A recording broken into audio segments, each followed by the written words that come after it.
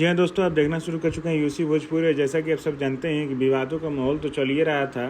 खैर छोड़िए, वो सब चलते रहेगा, भोजपुरी है, कुछ ना कुछ तो चलते ही रहता है। कल सुबह ग्लोबल म्यूजिक जंक्शन से, जी हाँ, कल सुबह ग्लोबल म्यूजिक जंक्शन से 6:15 पे बहुत ही एक तरह से कह सकते हैं कि पूरा इमोशनल टाइप का गाना आ रहा है खेसारी लाल यादव जी का और शिल्पी राज जी का, जिसको लिखे हैं कृष्णा बेदर्जी जी। म्यूज़िक है आर्या शर्मा जी का।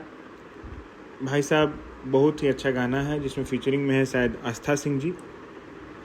और पूरा एक तरह से नहीं होता कि पूरा, मतलब कि हमको लगता है कॉन्सेप्ट इस टाइप का है कि बाढ़ हो आ गया है, शिवलिंग उसमें डूब गया है, बाबा से लोग गुहार कर रहा है।